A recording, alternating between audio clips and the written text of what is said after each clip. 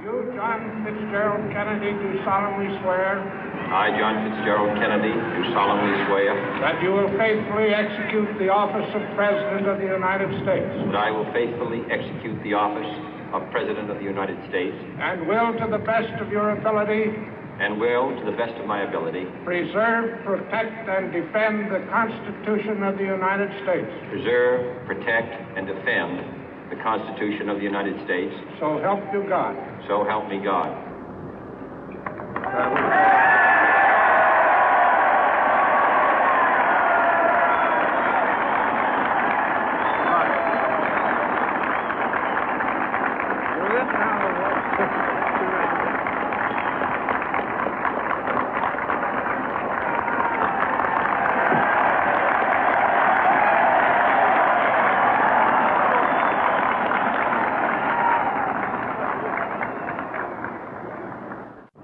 Vice President Johnson, Mr. Speaker, Mr. Chief Justice, President Eisenhower, Vice President Nixon, President Truman, Reverend clergy, fellow citizens.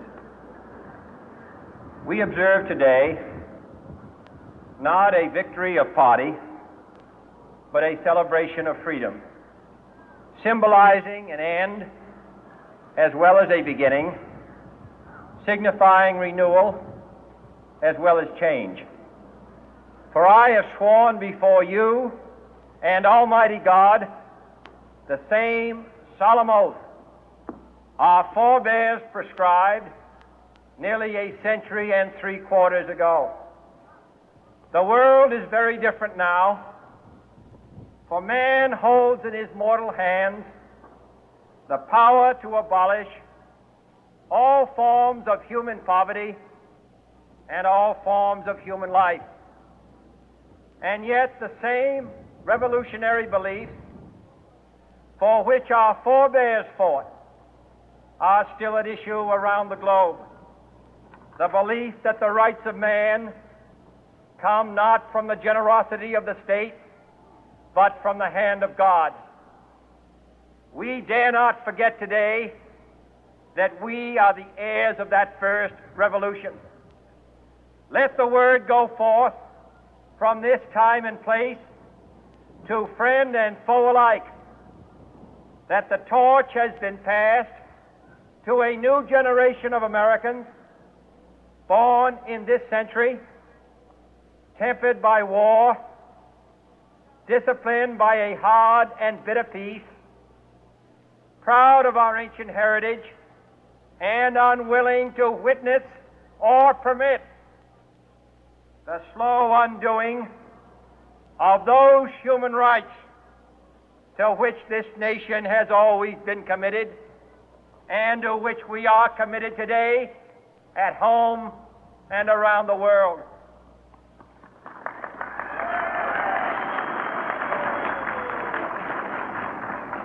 Let every nation know, whether it wishes us well or ill, that we shall pay any price, bear any burden, meet any hardship, support any friend, oppose any foe to assure the survival and the success of liberty.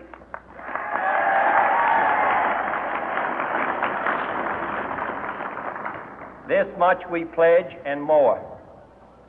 To those old allies whose cultural and spiritual origins we share, we pledge the loyalty of faithful friends. United, there is little we cannot do in a host of cooperative ventures. Divided, there is little we can do, for we dare not meet a powerful challenge at odds and split asunder. To those new states whom we welcome to the ranks of the free, we pledge our word that one form of colonial control shall not have passed away, merely to be replaced by a far more iron tyranny. We shall not always expect to find them supporting our view, but we shall always hope to find them strongly supporting their own freedom, and to remember that in the past, those who foolishly sought power by riding the back of the tiger ended up inside.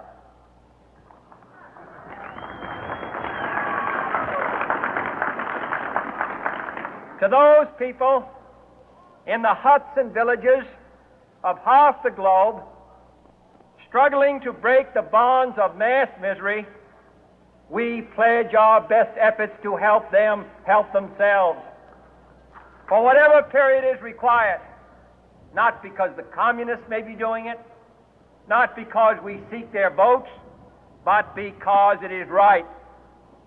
If a free society cannot help the many who are poor, it cannot save the few who are rich.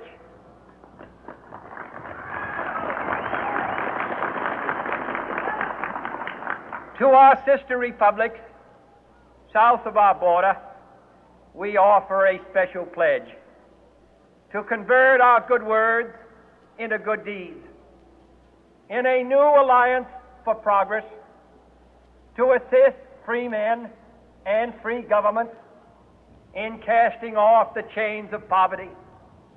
But this peaceful revolution of hope cannot become the prey of hostile powers. Let all our neighbors know that we shall join with them to oppose aggression or subversion anywhere in the Americas. And let every other power know that this hemisphere intends to remain the master of its own house.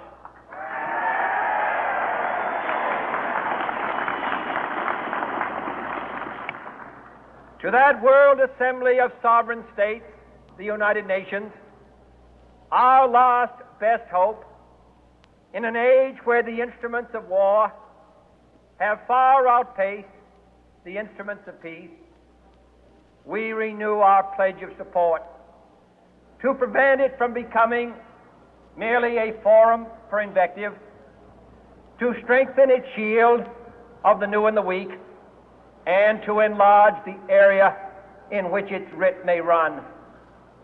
Finally, to those nations who would make themselves our adversary, we offer not a pledge, but a request that both sides begin anew the quest for peace. Before the dark powers of destruction, unleashed by science, engulf all humanity in planned or accidental self-destruction, we dare not tempt them with weakness, for only when our arms are sufficient beyond doubt can we be certain beyond doubt that they will never be employed. But neither can two great and powerful groups of nations take comfort from our present course, both sides overburdened by the cost of modern weapons, both rightly alarmed by the steady spread of the deadly atom, yet both racing to alter that uncertain balance of terror that stays the hand of mankind's final war. So let us begin anew, remembering on both sides that civility is not a sign of weakness, and sincerity is always subject to proof. Let us never negotiate out of fear, but let us never fear to negotiate.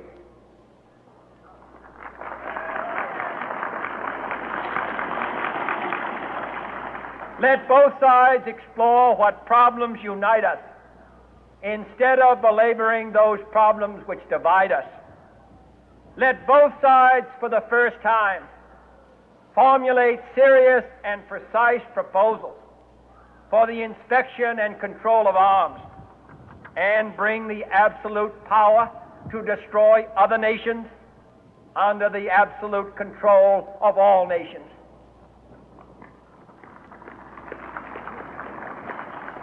Let both sides seek to invoke the wonders of science instead of its terrors. Together let us explore the stars, conquer the deserts, eradicate disease, tap the ocean depth, and encourage the arts and commerce. Let both sides unite to heed in all corners of the earth the command of Isaiah to undo the heavy burden and let the oppressed go free. And if a beachhead of cooperation may push back the jungle of suspicion, let both sides join in creating a new endeavor, not a new balance of power, but a new world of law, where the strong are just and the weak secure and the peace preserved. All this will not be finished in the first 100 days, nor will it be finished in the first 1,000 days, nor in the life of this administration, nor even perhaps in our lifetime on this planet. But let us begin.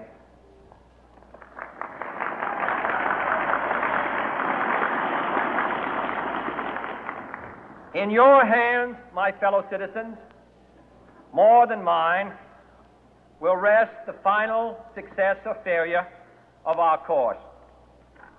Since this country was founded, each generation of Americans has been summoned to give testimony to its national loyalty. The graves of young Americans who answered the call to service surround the globe.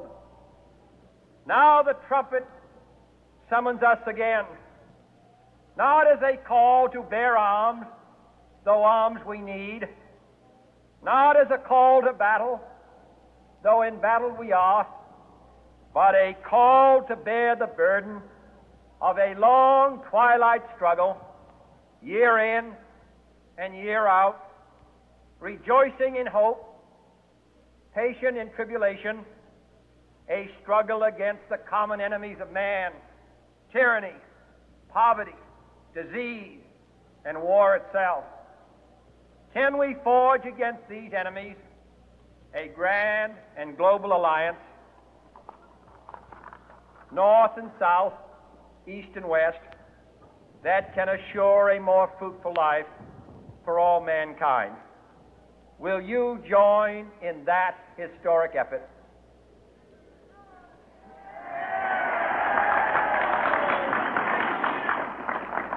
In the long history of the world, only a few generations have been granted the role of defending freedom in its hour of maximum danger.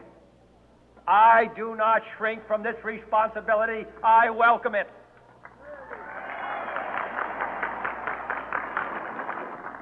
I do not believe that any of us would exchange places with any other people or any other generation. The energy, the faith, the devotion which we bring to this endeavor will light our country and all who serve it. And the glow from that fire can truly light the world. And so, my fellow Americans, ask not what your country can do for you. Ask what you can do for your country.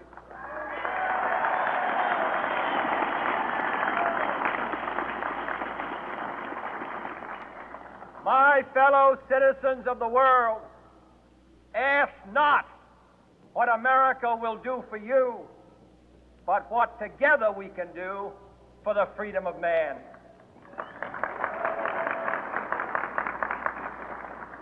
Finally, whether you are citizens of America or citizens of the world, ask of us here the same high standards of strength and sacrifice which we ask of you. With a good conscience, our only sure reward, with history the final judge of our deeds, let us go forth to lead the land we love, asking His blessing and His help, but knowing that here on earth God's work must truly be our own.